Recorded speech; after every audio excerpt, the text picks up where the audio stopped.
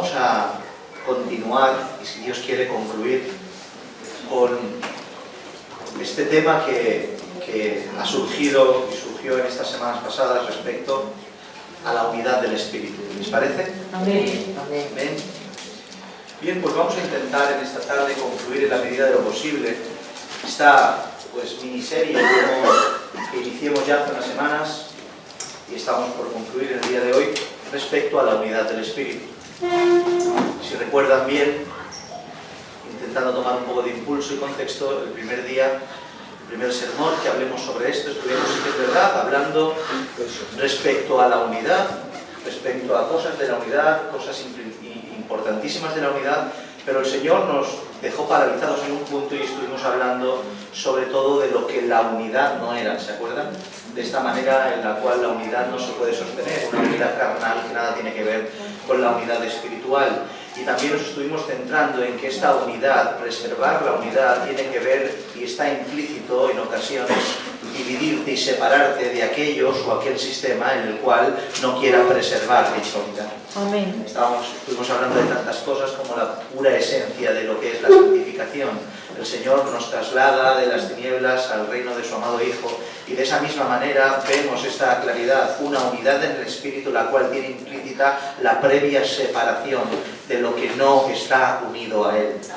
En el segundo sermón estuvimos hablando acerca, intentamos de alguna manera bosquejar estos 16 versos del capítulo 4 de los Efesios y estuvimos viendo, si no recordamos mal, el tema de las cualidades, unas cualidades las cuales son imprescindibles para preservar esta unidad. Esas cualidades son necesarias. Sin esas cualidades es un síntoma, en primera instancia, de que no somos cristianos, porque tenemos que tener esas cualidades, y en segunda instancia es imposible preservar la unidad del Espíritu en el vínculo de la paz si esas cualidades no se ven en los cristianos que componen una iglesia local.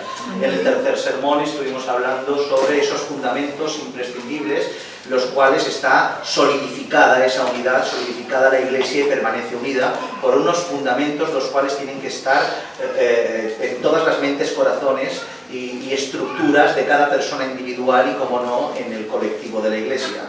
Y hoy, en el día de hoy, vamos a intentar concluir con los últimos puntos, los cuales tienen que ver con los últimos versos comprendidos entre el verso 7 y el verso 16, y vamos a hablar muy por encima, mis hermanos. Voy a intentar simplemente hablar de lo más imprescindible respecto al funcionamiento y responsabilidad de la Iglesia para preservar la unidad y también, como no, pues el propósito y beneficio de la unidad, de lo cual también ya hemos ido hablando durante el desarrollo de esta miniserie. Amén. Por tanto, vamos a leer en primera instancia Efesios capítulo 4 del 7 al 12 y después haremos la lectura definitiva.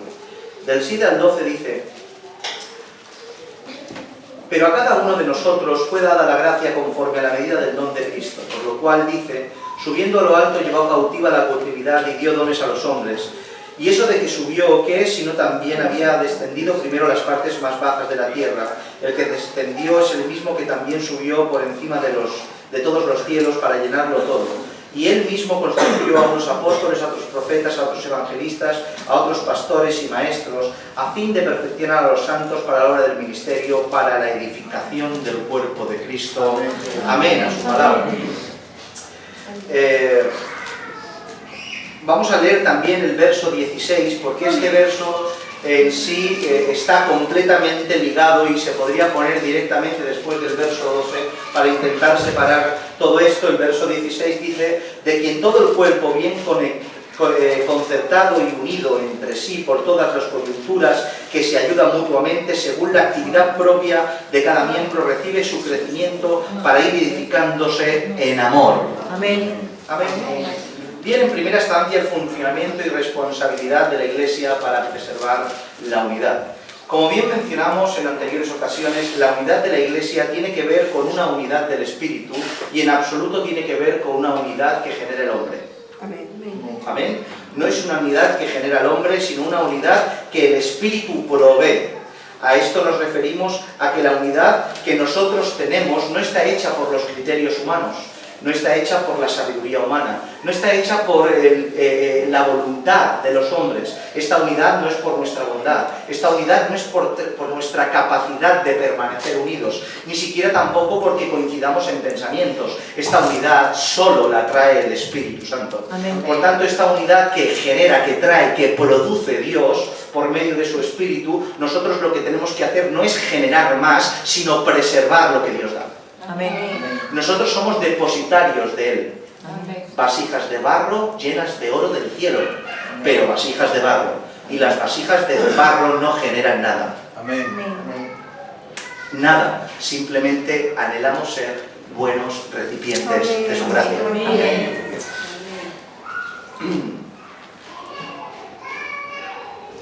Hemos estado hablando sobre las cualidades y fundamentos para dicha preservación, pero hay un funcionamiento y a su vez una responsabilidad, funcionamiento y responsabilidad para ejecutar, compartir y poder tener esta unidad conjunta entre todos. Y aun siendo reiterativo y repetitivo, porque hablemos de esto en alguna medida en la otra ocasión, debo repetirme al respecto y decir que entre muchas maneras que Dios hubiera podido tomar para tomar un ejemplo, para darnos a nosotros una imagen perfecta de cómo tiene que ser el funcionamiento de esta unidad, no escogió entre todas las cosas algo más perfecto en ejemplo que el cuerpo. Que el cuerpo humano. El Señor tomó la imagen de un cuerpo humano, el cual Él mismo diseñó, para ponerlo ejemplo como funcionamiento perfecto de la unidad que es la Iglesia de nuestro Señor Jesucristo. Y la verdad que si intentamos encontrar una comparación mejor, yo lo he intentado, no la voy a encontrar. A lo mejor puedo imaginarme otras cosas respecto a cómo presentar una unidad perfecta y no sé, se me podrían ocurrir bastantes. Es más, la Biblia habla de otras cosas respecto a la unidad, ¿no? Pero sobre todo enfatiza y pone el cuerpo, un cuerpo humano, como ejemplo perfecto en funcionamiento de unidad. ¿Me permiten unos datos para determinar el porqué? Tenemos el cuerpo humano. Y yo esto lo he tenido que buscar porque no tengo ni idea de cómo funciona.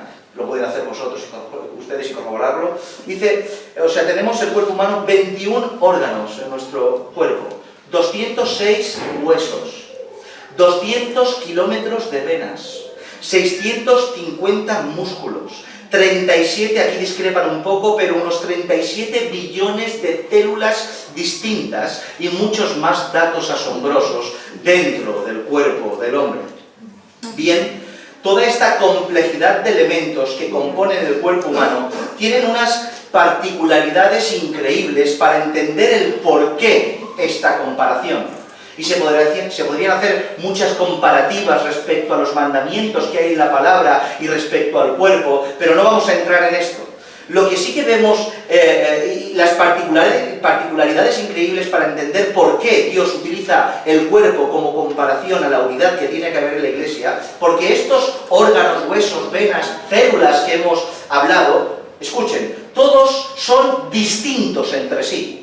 Aunque todos los huesos son huesos, cada hueso es diferente el uno del otro. Aunque todos los órganos son órganos, cada uno es diferente del otro. Aunque cada célula es célula, cada célula es diferente de la otra. ¿Entienden? Por tanto, todo esto es distinto entre sí.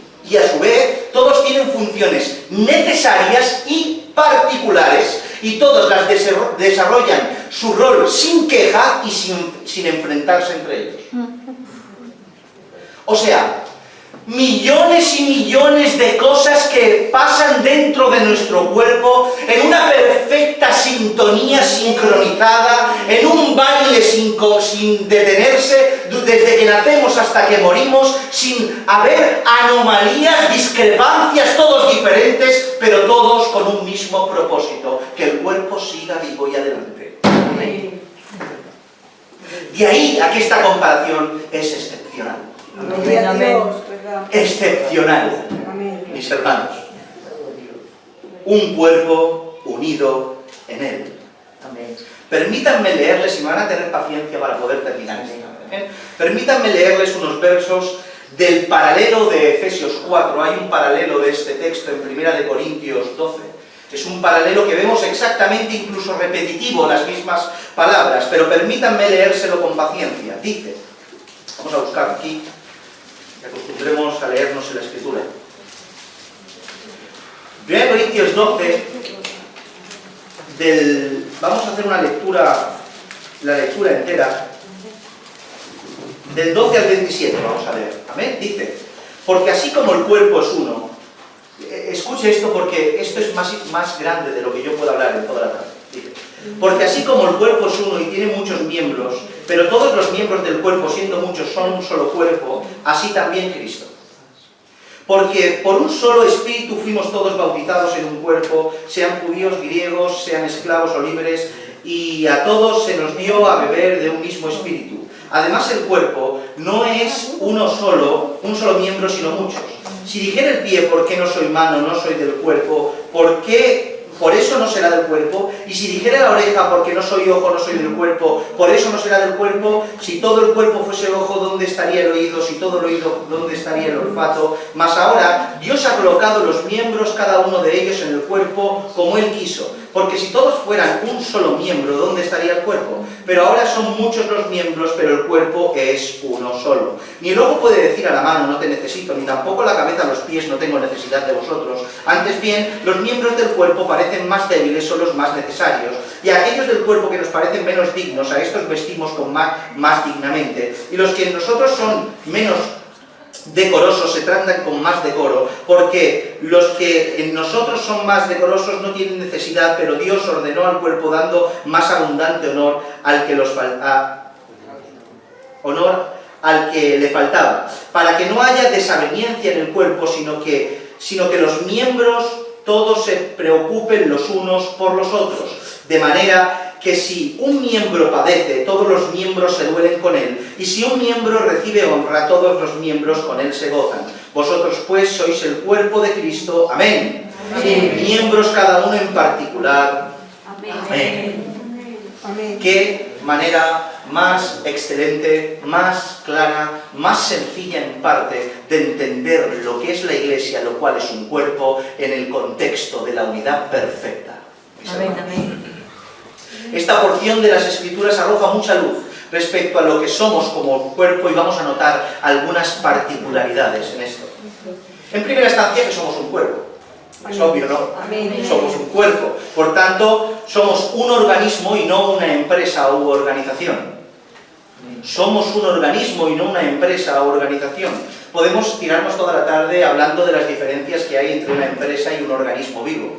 Hay muchas diferencias, pero yo resaltaría una que me parece más significativa a la hora de expresar en nuestro contexto de unidad. Mientras que en una empresa los miembros de la empresa trabajan al mismo tiempo por el beneficio global de la empresa, trabajan por un deseo y una conveniencia subyacente a esa que tiene que ver con un beneficio personal. O sea, yo como miembro de una empresa trabajo para el beneficio de la empresa porque trabajar para su beneficio me beneficia a mí particularmente y en realidad el deseo de trabajar en esa empresa es porque a mí me beneficia. Si en esa empresa no tengo lugar, me da igual la empresa, me voy a otra, ¿sí?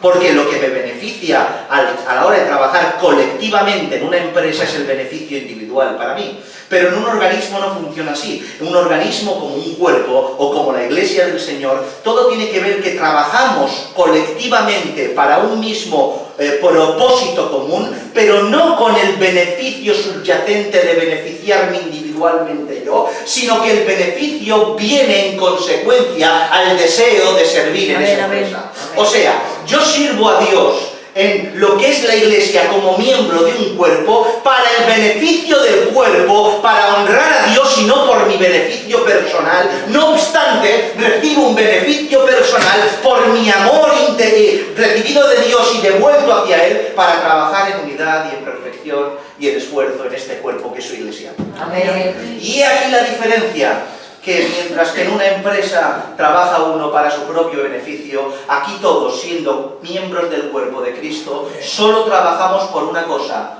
por Él y por el cuerpo de Él. No hay motivaciones individuales. Y si hay motivaciones individuales, ese individuo que está motivado como una persona anexa a parte del cuerpo, genera una rotura de la unidad del espíritu en el vínculo del amor. ¿Entienden esto? Amén. No solo entendemos que somos un cuerpo, claro que sí, sino que somos un solo cuerpo. Esto ya lo explicamos la otra vez. No somos muchos cuerpos, somos una iglesia local que forma parte de la iglesia universal, que todos como miembros individuales formamos parte de un mismo organismo que es el cuerpo de nuestro Señor. Y este cuerpo que es uno está compuesto por muchas personas. Es como si cada uno de nosotros, el Señor nos fuera salvando y nos pusiera cada día a los que son salvos en el lugar que nos corresponde como personas individuales, y poco a poco vaya poniendo, ahora pongo a este aquí, ahora pongo a este aquí, ahora pongo a este aquí, y se fuera componiendo cada vez el puzzle y la imagen más perfecta del cuerpo de la iglesia del Señor. Y poco a poco, a lo largo de la historia, desde que empezó la creación hasta que termine todo, se irá formando ese cuerpo perfecto del Señor. Por eso dice que el Señor vendrá y se tomará ¿qué? A sí mismo, a esa imagen perfecta que es el cuerpo, que es su iglesia, que está aquí, que se ha ido componiendo paulatinamente a lo largo de la historia como piezas perfectas, encajables a la perfección en el cuerpo de nuestro Señor. Amén. Pero no hay 1000 cuerpos, un solo cuerpo. Y este cuerpo que es uno, como hemos dicho, está compuesto por muchas personas, y lo curioso es que estas personas son parte del cuerpo, pero diferentes entre sí, o sea, que no todos somos iguales, como ya dijimos, sino totalmente diferentes, a cargo de diferentes cosas, pero con un propósito común. Amén. O sea, somos diferentes, los grupos se encargan de diferentes cosas a modo individual, pero todos con un propósito diferente.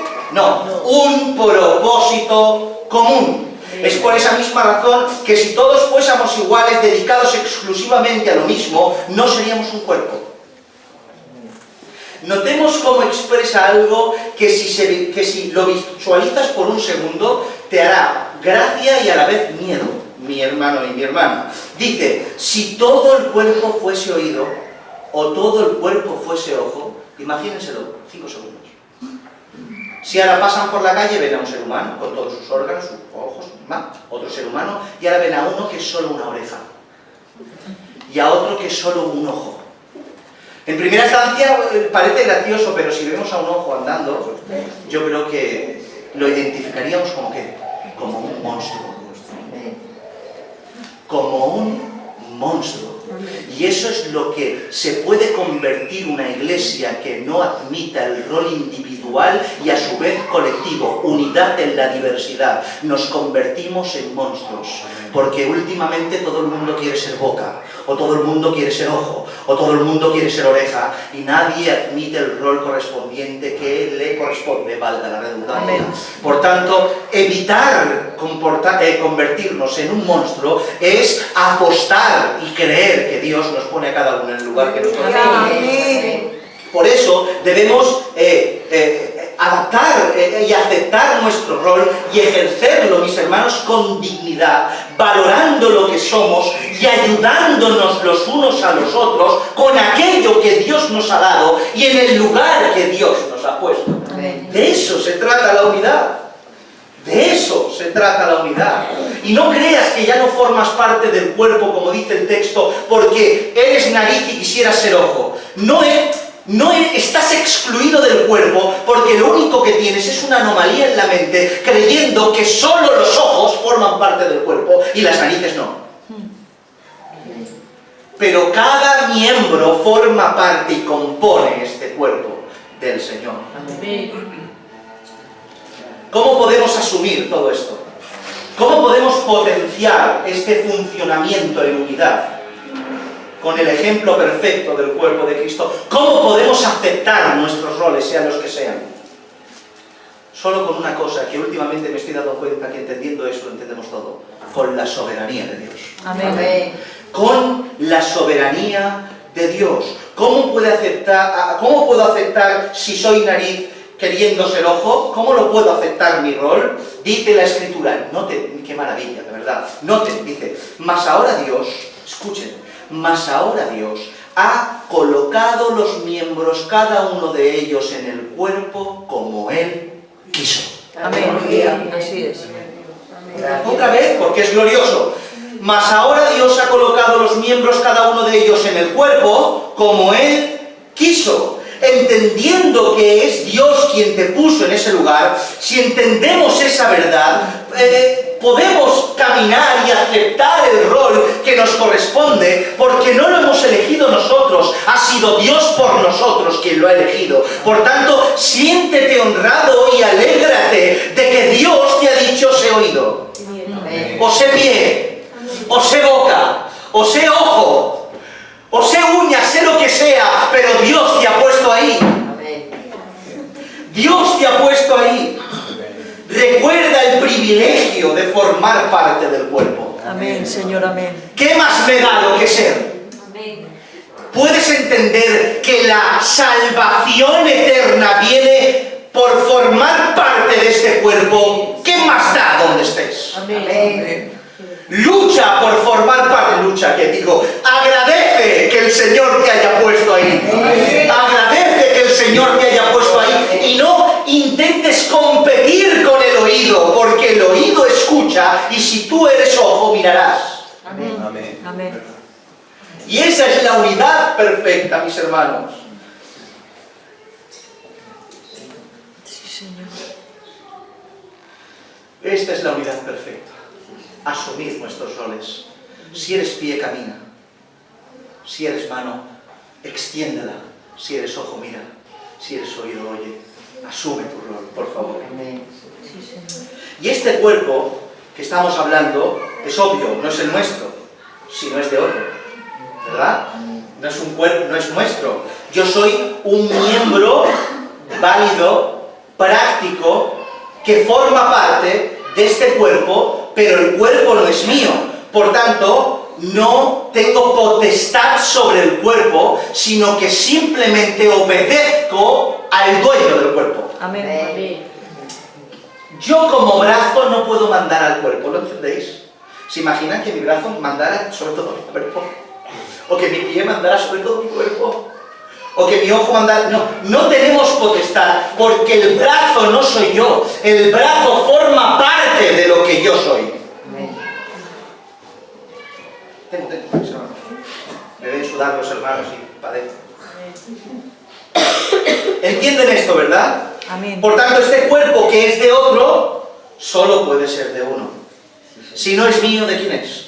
Dios. ¿De quién? Cristo. De Cristo. El cuerpo no es nuestro y no tenemos potestad de él. Cristo tiene potestad del cuerpo.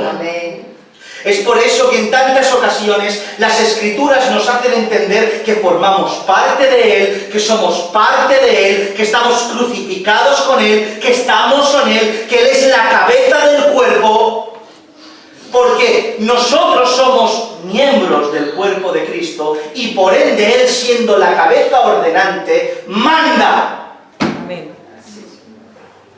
Y nosotros lo único que tenemos que hacer es obedecer. ¿Se dieron cuenta cuando, piensen esto, cuando ustedes dan, o cuando ustedes quieren coger, si yo ahora quiero coger el Kleenex yo no me doy cuenta de que he pensado para darle una orden a mi brazo a que coja el Kleenex, simplemente lo he cogido. Pero dentro de mi cuerpo han habido una serie de sucesos que soy incapaz de explicar, que tienen que ver con que el cerebro que ordena todo mi cuerpo, ha mandado una orden a los músculos para que extienda mi brazo y coja el Kleenex. Y un acto instintivo tiene implícito y por dentro una serie de mecanismos unidos perfectos para que de la orden al cerebro hasta que cojo el Kleenex pasen 1.000.000 de cosas y yo no me dé ni cuenta. Por tanto, este movimiento instintivo tiene una orden directa del cerebro y así es como tenemos que actuar. ¿Cómo tenemos que actuar? Tenemos que actuar y llegar a que la obediencia sea un instinto. Amén. A que la obediencia sea un instinto y que cuando Dios mande, automáticamente, sin darme cuenta, obedezca. Amén. Que cuando Dios me diga algo, no tenga que pensar, bueno, mi me ha dicho algo el cerebro, voy a pensar, a ver qué hago, y las gotas de sudor cayendo por los ojos sin coger el Kleenex. No puede ser, mis hermanos. Cuando Dios manda, tenemos que obedecer. Amén. Dios manda instintivamente. Sí, Señor, amén. Tenemos que educar a nuestro cuerpo a obedecer a nuestro dueño. ¿Se imaginan que le doy una orden a mi brazo y no me contesta? Es algo extraño, mis hermanos. Por eso es la unidad de la Iglesia. Somos unos y estamos unidos porque no mandamos nadie, solo manda Él. Amén. Por tanto, entendiendo y asumiendo todo lo relacionado con aquello que formamos parte de la Iglesia de Cristo, la cual es el cuerpo, podemos conseguir esta unidad perfecta que Dios nos demanda. Es por eso mismo que hemos hablado de estos puntos y hablamos del funcionamiento y responsabilidad. Funcionamiento porque funcionamos, como hemos dicho y explicado, al igual que un cuerpo perfectamente operativo, funcional, vivo, recibiendo órdenes de la única cabeza pensante que es Cristo Jesús. Y en medio de todo esto tenemos la responsabilidad de, como miembros del cuerpo, obedecer a esa cabeza pensante. Cuando algo dentro del cuerpo no obedece, obliga al portador de ese algo a ir al médico a que se lo extirpen. Porque cuando hay en el cuerpo un tumor, un bulto, algo que no tiene que ver con el cuerpo, que no obedece al cuerpo, que va a su bola, solo podemos extirparlo porque no forma parte del cuerpo. Porque el cuerpo es una perfecta unidad que solo obedece a uno, a la cabeza. Amén. A la cabeza.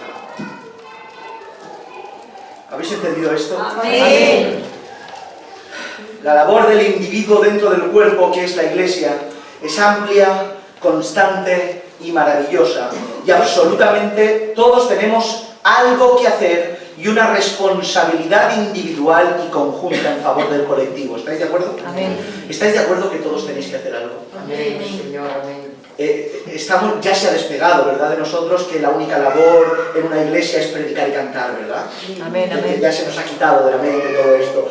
Tenemos todos algo que hacer. Amén, Señor. Todos, con las cualidades que ya mencionamos. Y seguro que automáticamente estáis pensando en otra cosa, ¿verdad? Los dones del Señor, los dones del Espíritu, dentro de la Iglesia para su desarrollo, bienestar y unidad del cuerpo. Pero recuerda algo, los dones no son tuyos tampoco. Ni Dios te los da por tus méritos. Dios te lo da como un regalo, por gracia pura. Y por tanto los dones son para la casa, como me dijo un predicador hace mucho tiempo. Sí. No son para afuera, sino para adentro, para el servicio de la Iglesia. Primera de Pedro, capítulo 4, verso 10, dice: cada uno, según el don que ha recibido, ministrelo ¿a quién? A los otros, como buenos administradores de la multiforme gracia de Dios. O sea, Dios te da un don. Y tú, como buen administrador, suministras la multiforme gracia de Dios recibida a tu persona, no por mérito propio, para el beneficio ¿de quién? De otros. No para el tuyo, ni para los demás de fuera, sino para los otros, y este otros es un contexto de tus hermanos. Pero si hay unos dones que fomentan, aportan y trabajan por la unidad, estos son los dones de perfección, mis hermanos. Dice, y leemos otra vez, dice: Él mismo constituyó a unos apóstoles, a otros profetas, a otros evangelistas, a otros pastores y maestros, a fin de perfeccionar a los santos para la obra del ministerio, para la edificación del cuerpo de Cristo. Amén. Al no ser el tema que nos toca, hablar de los dones, hablar de los ministerios, etcétera, etcétera, no nos vamos a meter ahí, sino simplemente que vamos a sacar y a extraer en nuestro contexto del sermón que tiene que ver con la unidad. Todos venimos a formar parte del mismo cuerpo, ¿sí? Y los ministerios no son una excepción. Aquellos que ostentan estos cargos y esos dones y esos regalos del Señor. O sea, que para que me entiendan, de la misma manera que aquel que abre y cierra el culto forma parte como un miembro individual del colectivo del cuerpo, que es su iglesia, el cuerpo de Cristo, el pastor o el anciano también forma parte, al igual que ese que abre y cierra el culto, del mismo cuerpo, y ambos tienen la misma dignidad, los mismos privilegios, la misma estatura, el mismo lugar en ese contexto, porque todos formamos parte de ese colectivo. ¿Entienden esto? Bien.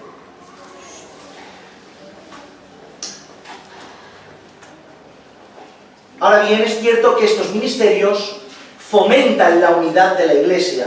Y no es que lo diga yo, sino que el propio texto lo dice. Noten cómo concluye, dice, para la edificación del cuerpo de Cristo.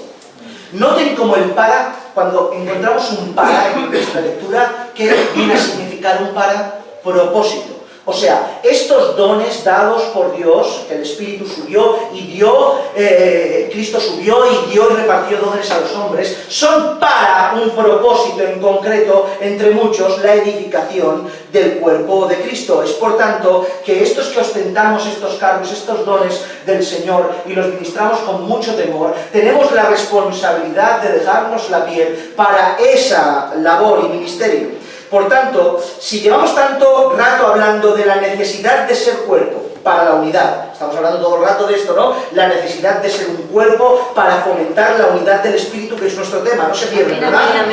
Y resulta que los ministerios son parte de la edificación del cuerpo de Cristo, por tanto, la labor del ministerio tiene que ver con edificar el cuerpo, que a su vez tiene que ver con fomentar y promover la unidad del cuerpo, que es su iglesia. Amén. Si solo pensando un rato en ello, podrás darte cuenta de esta verdad que hemos hablado de esta manera. Y aquí algunos ejemplos. Estos ministerios, muy rápidamente, los apóstoles y los profetas, nosotros sabemos que pusieron el fundamento, ¿verdad? Los fundamentados sobre los apóstoles y los profetas y, como no, sobre Cristo. Por tanto, los apóstoles y los profetas pusieron el fundamento dentro de la congregación, y dentro de un fundamento que se genera, si solo hay una... En una casa, ¿cuántas veces se echa el fundamento? Una, no 14, una. Y ellos echaron el fundamento, y ese fundamento que el apóstol y el profeta, ministerios que el Señor establece, hacen y ejercen eso, son para proporcionar la unidad de la Iglesia en base al mismo fundamento. Es más, me viene otra cosa. En los apóstoles y en los profetas, inspirados por el Señor a lo largo del desarrollo de la escritura, de todo el tiempo bíblico, tenemos esto. Amén. Ellos escribieron esto. ¿Y qué más unidad cuando todos tenemos el mismo libro de instrucciones? Amén. Por tanto, los apóstoles y los profetas, como ministerios de perfección, promocionan y promueven la unidad del Espíritu dentro de la congregación. ¿Y qué hay de los evangelistas? Hace un momento hemos estado hablando de aquellos que agrega Dios cada día a la congregación y pone como una pieza perfectamente encajable, siendo distintos pero parte de un colectivo, y al final se verá la imagen esa perfecta de nuestro Señor Jesucristo. Y la labor de un evangelista, sin meternos en mucha profundidad, sencillamente es predicar el Evangelio. De ahí evangelista. Y aquel que predica el Evangelio, Dios se usa de él para que por medio del mensaje de la verdad y el convencimiento de pecado por medio del Espíritu Santo en ese mensaje, vaya trayendo cada día a los que tienen que ser salvos y formen parte de este cuerpo del Señor, y entre todos hagamos piña y unidad. Amén. Por tanto, unidad por los apóstoles, unidad por los profetas, unidad por los evangelistas. ¿Y qué tal de los pastores? ¿Qué es lo que hace un pastor si no cuidar al rebaño? Amén, Señor. ¿Qué es lo que hace un pastor si no preocuparse por el rebaño? Desvelarse por las noches, llorar por ellos, ir en busca de ellos, cuidar a los que son del Señor, intentar que no se separen. Cuando una oveja se va, coge el cayado o lo que sea, e intenta atraerla, intenta que no se escape ni se marche. Y ese es el cuidado del pastor. Y qué imagen más perfecta, no por los pastores que estamos aquí, pero me viene la imagen del pastor celestial, recogiendo a todas sus ovejas. Amén, Señor. Pero a modo práctico y en esta esfera terrenal, Dios pone a ancianos en las congregaciones para que cuiden de forma pastoral a la congregación. ¿Y esto qué hace un pastor si no es fomentar la unidad dentro de la casa del Señor? Amén. Por tanto, apóstoles, profetas, evangelistas, pastores. ¿Y qué hay de los maestros? ¿Los maestros qué hacen? sino enseñar un mismo pensamiento doctrinal, una misma teología, un mismo contexto, una misma Biblia, un mismo mandamiento, un mismo Dios, un mismo Cristo, una misma verdad, enseñando continuamente y sin descanso, sin dormir cada día, la verdad bíblica. ¿Para qué? Para que no haya diversidad de pensamientos dentro de la congregación, sino un solo pensamiento fundamentado en la Escritura y en la doctrina que se predica en la congregación local. Por tanto, si toda la congregación va a una escuchando a lo que le enseñan, contrastándolo con las Escrituras, etcétera, etcétera, ya hemos hablado de esto, y es verdad, todos tendremos el mismo pensamiento y estaremos todos en unidad. Es por eso que es tan necesario estos ministerios de perfección para fomentar la unidad de la Iglesia. Por eso tenemos que intentar estar agradecidos y orar al Señor para que levante, venga y despierte, y que vengan aquí ancianos a la congregación, o se levanten ancianos que puedan cuidar del rebaño, que puedan cuidar y fomentar esta unidad en medio de Casa de David. Amén. De ahí el beneficio de formar parte de una iglesia, mis hermanos. ¿Qué sucede cuando una persona voluntariamente no quiere formar parte de una iglesia local? Que se pierde. Porque no tiene esos cuidados. Porque no tiene esas provisiones que Dios le da. Aquel que se queda en su casa voluntariamente se pierde. Oremos al Señor para que eso no ocurra. Amén, Señor. Si me dejan 10 minutos terminamos. Por último, intentemos abordar muy rápidamente el último segmento de nuestro tema, propósito y beneficio de la unidad. Y leemos los últimos versos, del 13 al 16, que el 16 ya lo hemos hablado en el contexto anterior, pero lo leemos de todas formas. Están en Corintios.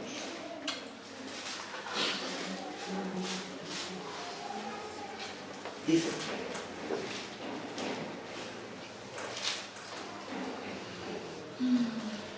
pero teniendo el mismo espíritu de fe conforme a lo que está escrito, no, segunda mejor.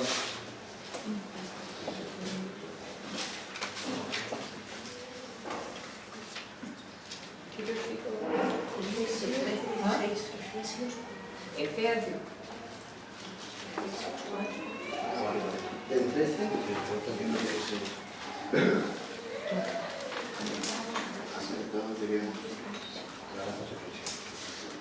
Dice, hasta que todos lleguemos a la unidad de la fe, del conocimiento del Hijo de Dios, a un varón perfecto a la medida de la estatura de la plenitud de Cristo, para que ya no seamos niños fluctuantes, llevando por doquier de todo viento de doctrina, por estratagema de hombres que para engañar emplean con astucia las artimañas del error, sino que siguiendo la verdad del amor crezcamos en todo aquel que es la cabeza, esto es Cristo, de quien todo el cuerpo, bien concertado y unido entre sí por las coyunturas que se ayudan mutuamente según la actividad propia de cada miembro, recibe su crecimiento para ir modificándose en amor.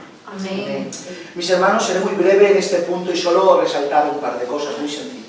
Los beneficios de la unidad creo que han quedado bastante claros a lo largo de estos sermones y la limitación de nuestros conocimientos. Pero hemos hablado y ha quedado claro que la unidad como propósito y beneficio tiene que ver con tener el mismo sentir, el beneficio del mismo pensar, el beneficio del mismo propósito, una unidad para ir poco a poco siendo edificados mutuamente, por tanto unidad para ir alcanzando paulatinamente esta imagen perfecta de su Hijo. Pero lo primero que me gustaría resaltar, un par de cosas solamente, es esto. ¿Cuántos han escuchado que la unidad hace la fuerza? ¿Cuántos? ¿Han escuchado que la unidad hace la fuerza? La unidad hace la fuerza, ¿verdad?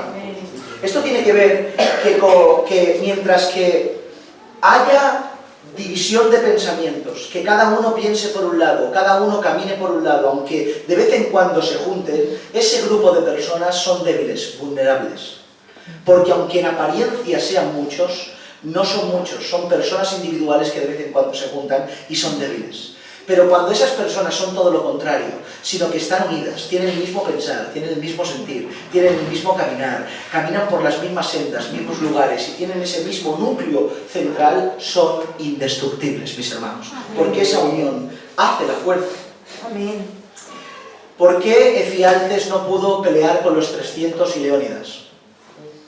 ¿Alguien ha visto la película de los 300? Bueno, ¿por qué Efialtes no pudo pelear con los 300 y Leónidas? Solo por un motivo, porque no podía levantar el escudo. Y como no podía levantar el escudo, Leónidas tuvo que decirle, lo lamento mucho, simplemente pues recoge los cadáveres, ayuda al necesitado, venda las heridas, pero no puedes pelear con nosotros porque somos una estructura única. Una sola falange que peleamos y atacamos, nos defendemos y atacamos de la misma manera. Por tanto, si un solo miembro de ese ejército de 300 hombres, solo uno no podía ser capaz de ir al mismo compás que todo el ejército y levantar el escudo, fracasaban. Y por eso no pudo pelear. ¿Por qué? Porque en la unión está la fuerza. En ejecutar todos el mismo compás está la fuerza. Y esa es la unión.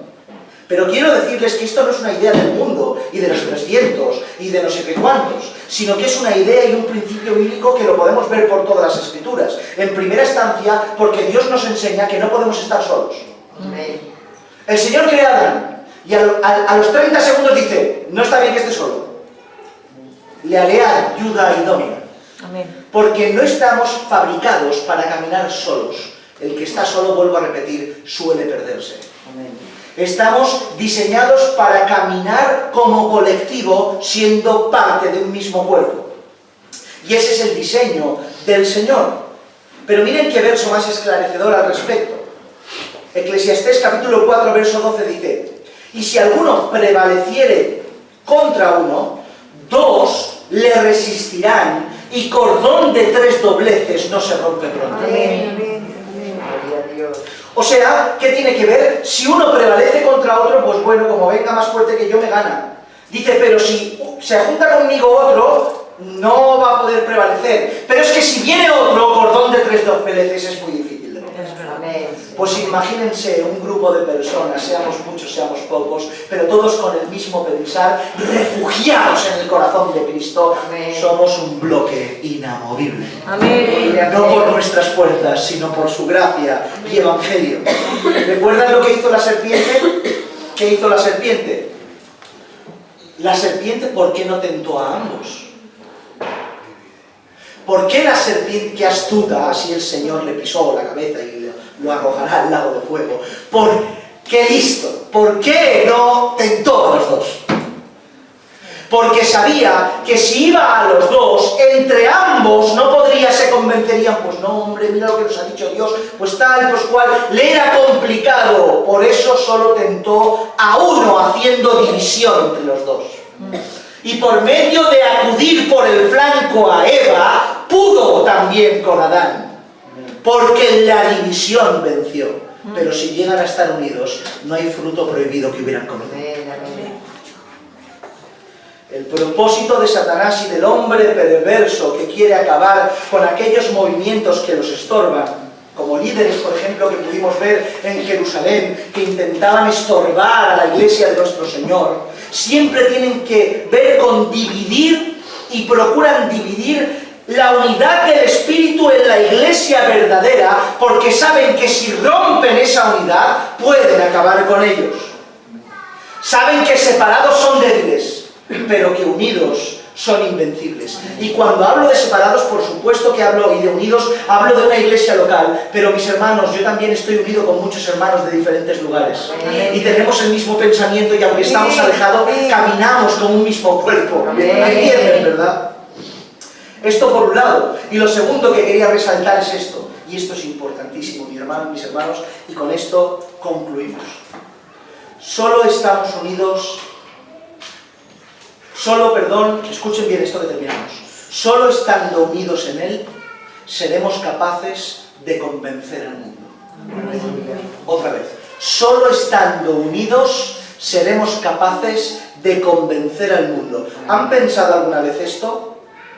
1000 millones de discrepancias, 1000 millones de pensamientos, cada uno con un pensamiento doctrinal diferente, con una escuela diferente, con una manera de entender el Evangelio diferente, con unos gustos y apetitos dentro de la congregación diferente, con una manera de entender cómo se ministra diferente. Vas por la calle y dentro de una misma iglesia local, gente que está fuera pregunta y pregunta por la iglesia y por lo que hacen y cada uno le cuenta una historia diferente. ¿Ustedes pueden creer que la persona que escucha de fuera va a tener credibilidad acerca de lo que hacemos? Pues dirán, si estos están más confundidos que nosotros, que se apañen ellos y se arreglen y nos dejen tranquilos a nosotros, que tenemos más claro lo que creemos nosotros que lo que creen ellos. Porque cuando no hay unidad, no hay convencimiento de nada, mis hermanos. Pero mire lo que dice la Escritura, Juan 17, dice, yo en ellos, fíjense el propósito otra vez, yo en ellos y tú en mí, para que sean perfectos ¿en qué? En unidad, otro propósito, para que el mundo conozca que tú me enviaste. Amén. Amén. La unidad entre nosotros y a su vez en Él hace que el mundo nos crea. Amén. Hace que el mundo nos crea. Cuando no hay eso, el mundo no cree, mis hermanos. ¿Cuántos conocen a la formación política Podemos? ¿La conocen, verdad? Es una formación política que creció mucho hace unos años y ahora se está desmoronando. ¿Saben por qué se está desmoronando? Porque resulta que dentro del seno de los líderes políticos cada uno piensa lo que quiere. Y el votante que antes confiaba deja de confiar porque no se aclaran respecto a sus aspiraciones, desarrollos y proyectos políticos. Por tanto, el voto o se abstiene o vota a otro que lo tenga más claro. Por tanto, se están desmoronando. ¿Por qué? Porque no tienen unidad de pensamiento. Porque la unidad de pensamiento del colectivo, aunque algunos lo acepten o otros lo rechacen, dan una clara evidencia de firmeza de lo que creen. Amén. Y si nosotros aquí no propiciamos esa unidad como cuerpo indisoluble y con una palabra única, no podremos convencer a nadie. ¿Entienden esto? Amén. Nosotros no podemos permitir la desunión porque no solo depende nuestra integridad, sino el proyecto de ser partícipes en la redención y el proyecto de salvación de Dios. La unidad que tú intentas proporcionar por tu esfuerzo genera no solo el beneficio de la iglesia, sino el beneficio cara afuera de la iglesia. Amén. ¿Entienden esto? Amén. Así pues, mis hermanos, la unidad no es una opción. ¿Amén? Amén, amén. La unidad no es una opción, es un absoluto mandamiento. Una absoluta ordenanza. Y aquella persona, poder hablar, discrepar, poner la Biblia encima de la mesa, hablar cómo es mejor, todo eso forma parte de la unidad. Amén, amén. Lo que no puede ser es que dentro de la Escritura, con la Escritura abierta, con el propósito divino, queramos componer una unidad y haya alguien que quiera romperla porque quiere caminar como quiera. No, mis hermanos. Esas personas no podrán formar parte del colectivo. Vendrán, pero no serán parte. Porque cuerpo hay uno, por muchos miembros, creyendo en una misma cosa, con una misma fe, con un mismo espíritu, con un mismo Señor, con una misma Escritura, con un mismo Evangelio, con un mismo camino. Amén. Amén. Amén. Y amén. Por tanto, luchemos todos para ser solícitos en guardar la unidad del Espíritu, en el vínculo de la paz. Amén. Oremos al Señor.